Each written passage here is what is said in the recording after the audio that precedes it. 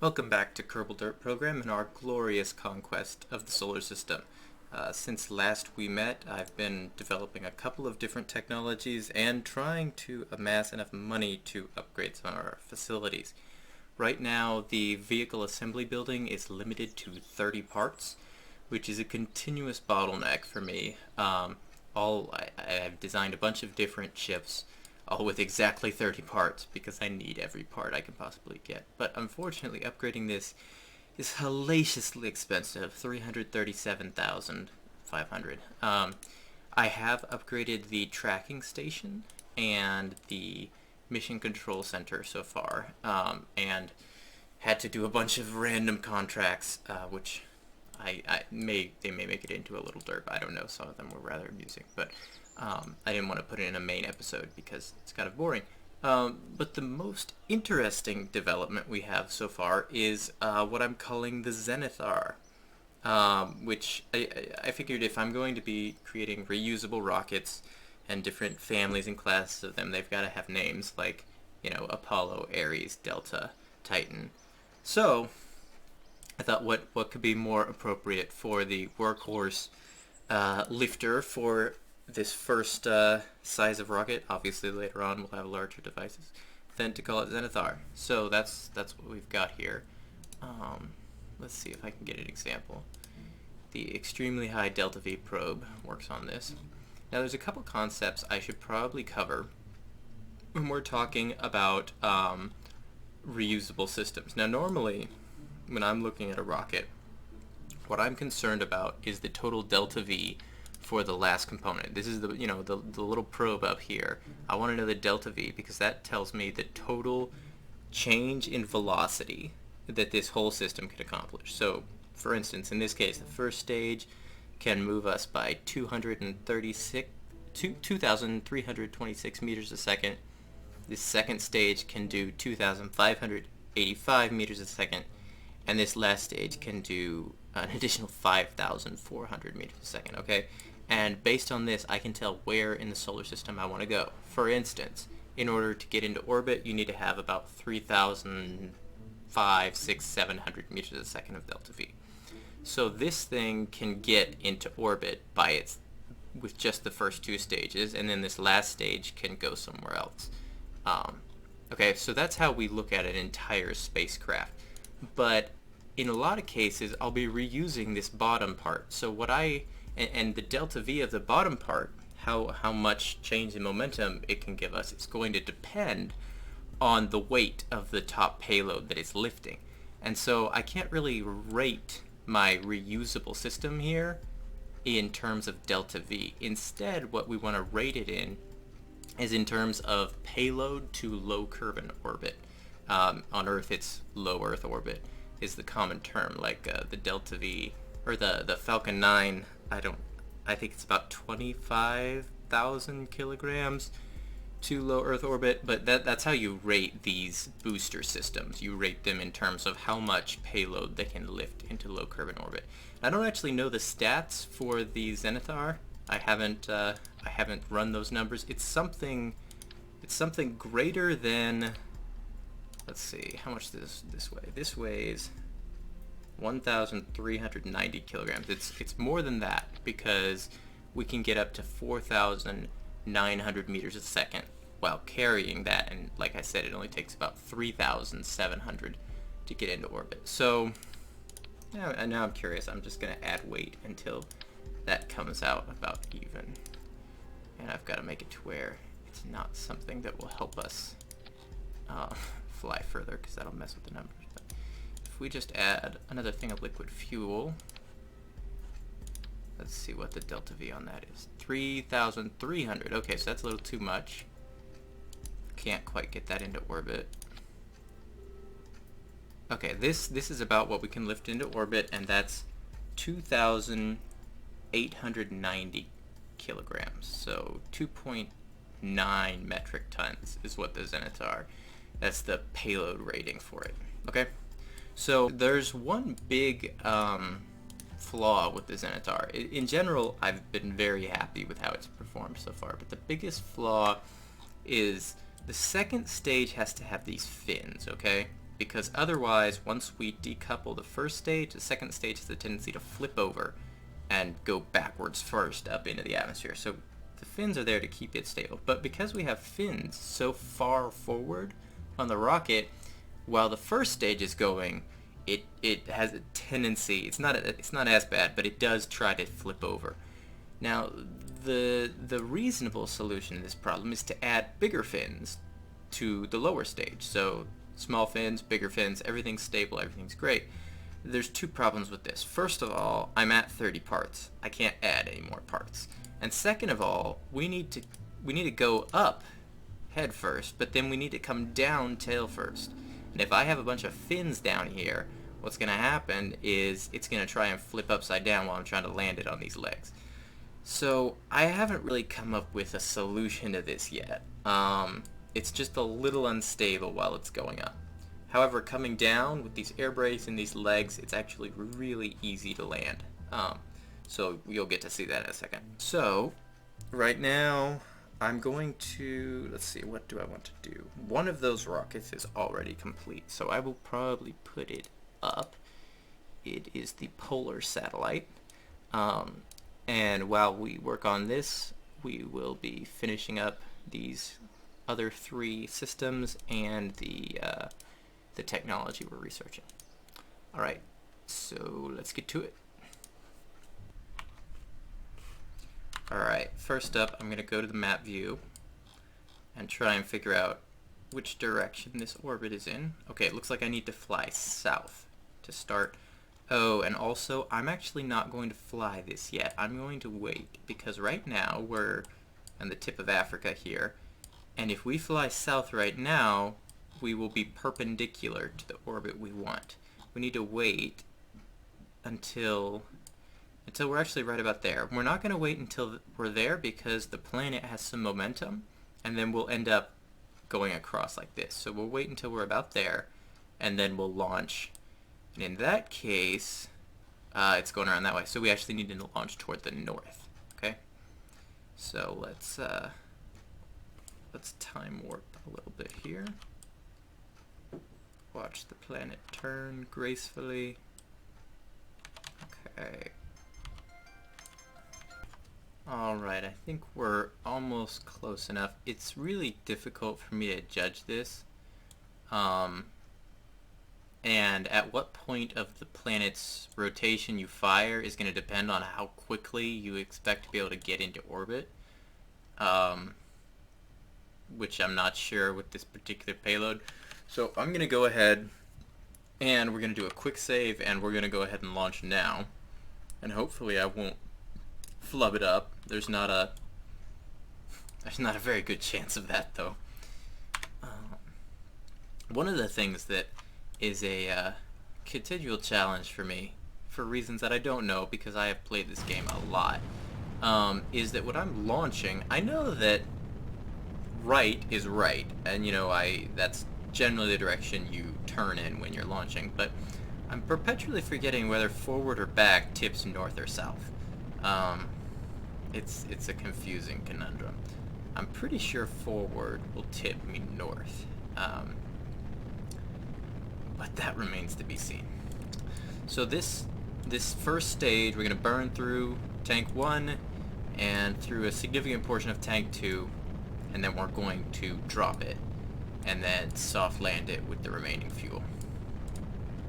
The upper stage will continue, and obviously we're not going to hit this orbit straight on the first time, so we'll have to do some orbital tweaking to get it just right for the contract. And I don't know if this... I may just leave this satellite up. You can recover. You don't actually get the parts back or any money, but you can essentially delete missions. And so some of the satellites that I put up for contracts I'll probably end up deleting because they're just cluttering up the map view. But this one may be useful as a signal repeater because I believe it has an antenna on it. I might have removed that on this one to get it below the 30 part limit, though. I'm not sure. Alright, so we're going to start tilting. Yep, got it right. Now I just have to make sure that we don't flip upside down.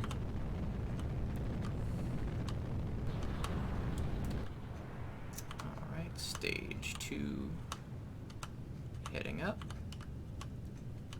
And now we're going to flatten this out a little bit. Now we're headed north, but as you can see, we're actually coming off at an angle because the planet is rotating under us. So we actually need to angle to the side here, which is here. Now we're oriented north to south. We're angling west because we have to counteract the spin of the planet in order to get into the orbit we want. So when we're going straight north, that thing here will be on the north line. Let's see, high point of our orbit is 70K, and it needs to be really high. I shouldn't worry until it's over 5 million. Okay. I'm gonna go ahead and flatten out some more. And head back toward the middle because we are now actually going north.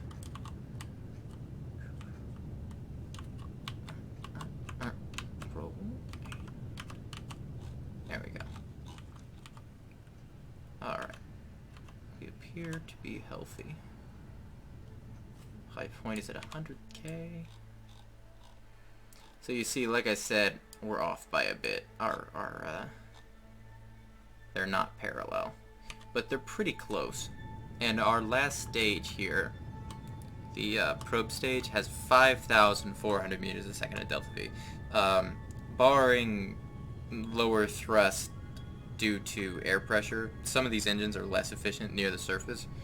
But ignoring that, we could go from the ground into orbit with this thing, just because the payload is so small and the engine is efficient. Honestly, this engine's kind of overpowered. At 390 seconds. The drawback is, of course, that it weighs 0.4 tons, when our total vessel weight right now is only 2 tons, and 0.4 of that is in this engine. So, I'm honestly not sure if it's balanced or not, but it's very efficient, especially when you use the scaled down version here. The animation's really messed up on that. But yeah, this is a very, very light vessel now. When we're out of fuel, it will weigh like nothing, relatively speaking. Okay, so I'm actually going to time warp a little bit here because this is just a rather boring operation.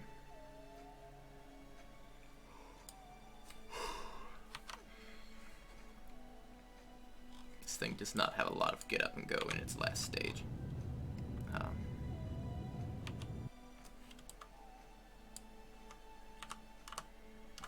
More of a sit down and stay. So once this orbit has expanded sufficiently, we will do two things. We will go out to the high point and then burn to raise the low point. And we will also go and we are really pretty significantly off there. And we will go to the descending node here and make a correction so that we're lined up. Okay. Can also drop that a little because that's bigger than we actually needed. And back and drop and okay, that's good. All right. So right now we're just sailing up happily away from our planet. That node, that adjustment, we'll do it in 42 minutes. Until then, we are sailing into the abyss. Is our electricity? Fine, okay. 10 minutes to go, 2 minutes, 16 seconds, okay. facing the right direction, and burn.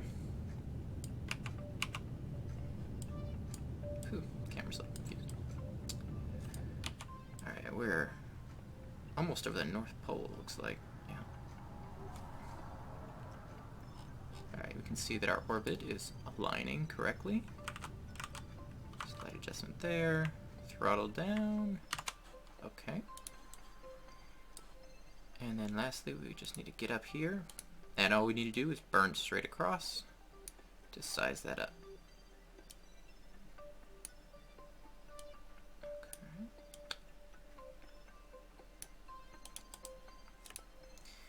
And let's warp to it. What on earth just happened? This is the same bug I ran into earlier.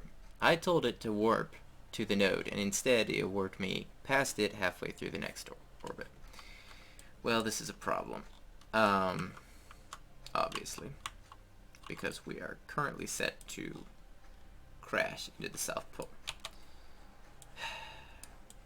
I'm tempted to just go and hack the game, because this really shouldn't have happened, but we'll play fair and just fix it ourselves.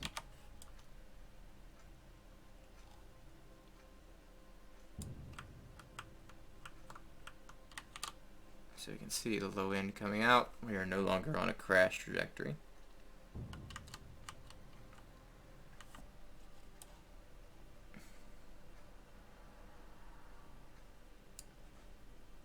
Okay. That's really frustrating. So let's see what happens if I click it again. Come on, go there. Nope. So the warps... Oh, weird. Not only did it not stop me, it actually broke the orbit. I didn't burn any fuel, but my orbit is different than before. That should be impossible. Come on, game. This is one of the frustrating things is this game... This is a fantastic game. I really like it. I enjoy playing it. But even after release, it is buggy as hell. I mean, not as buggy as it used to be, but that's really not saying much. And I get it's complicated, it's an indie game, it's hard to program, but at some level, I expect once a game is released and is declared, you know, game 1.0, it should not just spontaneously break like that. Now, in this particular case, you might say, oh man, that's because of the mods. That's not the game, it's because of the mods. And that may be true in this particular case, and I'll give you that. But I know that even without any mods, this game still derps out and glitches and does weird crap. Especially with orbital trajectories. You know, you're doing an encounter, you're passing by another planet or something, or you're doing something at a high time warp, and kashow, everything goes nuts. And like I said, I get that those types of bugs in a physics simulation, I mean, it's very challenging to fix. But charging full price for a game that does that, it just kind of annoys me. Anyway, still a great game. Still love to play it, but golly squad, fix your freaking patched conics. You shouldn't do that. It's messed up. Alright, so right now we're just burning in the direction we're already traveling. We're coming across like that in order to get our orbit into the prescribed shape. And I think unless... Wait a minute. Are we? Yeah, we are traveling in the right direction. I was concerned that it had full-on flipped us when it glitched and made our orbit travel in the opposite direction, but no, it didn't. Okay, now we just need to burn away from the planet a little bit. You can see that our orbit's in the right size and shape. It's just in slightly the wrong position. And so the way we fix this is we burn away from the planet so that instead of falling down too soon like this, we fall down a little bit later.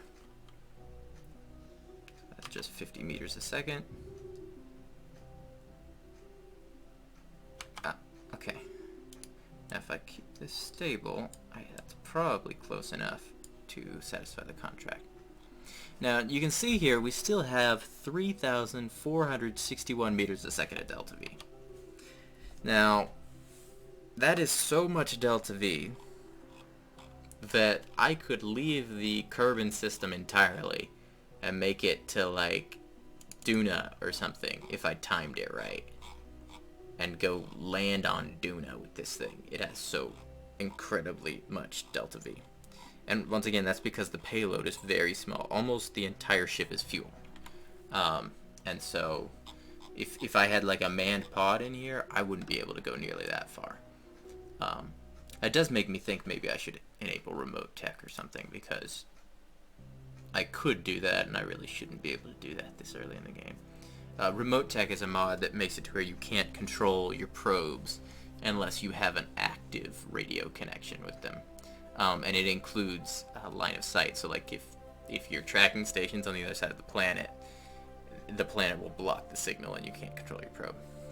It's a cool idea, and it adds an interesting dimension to gameplay, but it can be really frustrating and time-consuming, and sometimes just a pain. And in the past, in my experience, it kind of just takes away from the fun. I don't know though. I'm doing a somewhat more realistic playthrough this time anyway, so maybe it would add to it. Anyway, we completed this contract. Satellite in polar orbit, 60K, 12 rep. That's pretty good. I'm going to leave this thing up for the time being. And we're going to go back to the Space Center. I should probably, though, first I should rename this, because right now this craft is named Zenithar 1A, our polar sat, and the Zenithar part of it is gone. That's the booster, so I could just call it polar sat. Do we have multiple polar sats? I don't want to confuse myself. No, the other one's named Maxwell 1. Okay. That was this Maxwell 1 is a survey satellite that I put up for a different contract in my long labors to get enough money to upgrade the facilities. Forget I ever said anything about having more money than I needed. So this thing has this scanner here.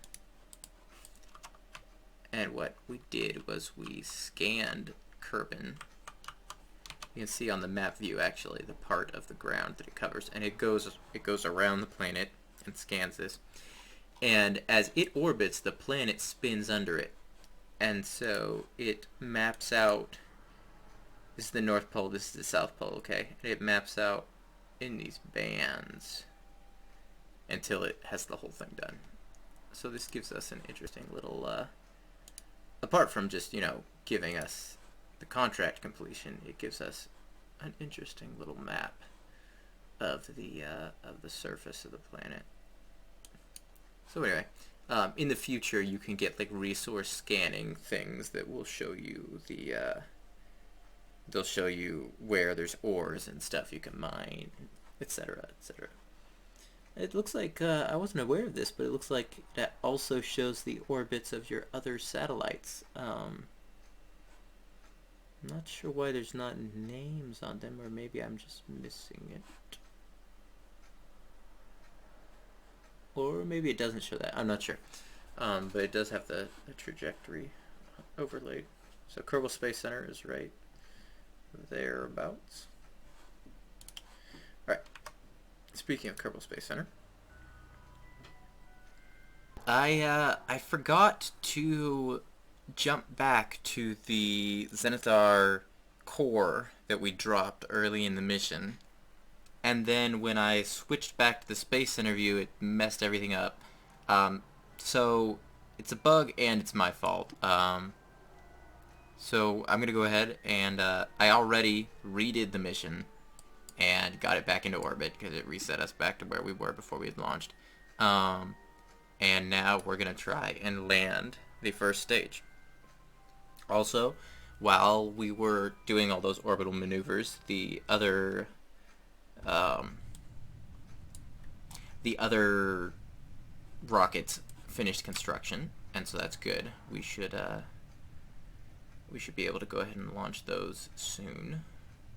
Alright, so I am maxing out the flaps here to try and slow us down. Alright, and now I am going to start the burn back, which will send us back towards the launch pad. Alright, and cut that out. Because right now if we go straight down, we're going to land in the ocean because we launched the probe off in that direction. But obviously this thing is not designed to land in the ocean. It is actually really cool though. I'm pretty proud of this design. These air brakes are kind of the key to everything. You can land, and I have landed with just the engine and the legs, but it's substantially more challenging. With the addition of the air brakes, I can land pretty reliable and pretty accurate. Think of them, they're like the grid fins on the Falcon 9. Alright, so gear down, brakes out. I'm just going to go ahead and lock the air brakes in fully deployed mode. Alright, we've got 13 seconds of fuel at full thrust. And the way that I deal with landing this is I watch the impact time, okay? That's if there was no atmosphere and no aerodynamic forces, how long would it be before you smacked into the ground, okay? And if that number's staying the same while you're burning, then you're set to stop right as you touch the ground. You'll touch down at 0 meters a second. If it's going down, then you'll hit hard. If it's going up, then you won't hit at all. You'll start going back up vertically. So I can use that number to kind of gauge where I'm at. Now I've got to keep this thing going straight in this last phase or we're totally screwed. But I think we can do that. Alright, see, 7 seconds to impact. 6. Alright, 5. 4. Alright, we need to slow down a little bit more. 1 second to impact. Slow down a lot more. A little bit too much. Careful. Careful. There we go. Ta-da. Alright. So now we have a Zenithar probe, or not a Zenithar probe core, just a Zenithar first stage core available. And we can recover this, refuel it, slap another payload on it, and use it again. And this has a couple of benefits. First off, it means I don't have to buy all this again. The fuel compared to the cost of the equipment, the fuel is very cheap to replace, and this is true in real life as well. So that's one benefit. The other benefit is that it doesn't take as long to add a payload to this as it does to construct an entire stack from scratch. Okay, so what we're going to do is we're going to recover this, and then we will rename it so that we can tell what it is, because right now it still says it's the satellite, the polar satellite, I believe. Probably says polar satellite probe or something.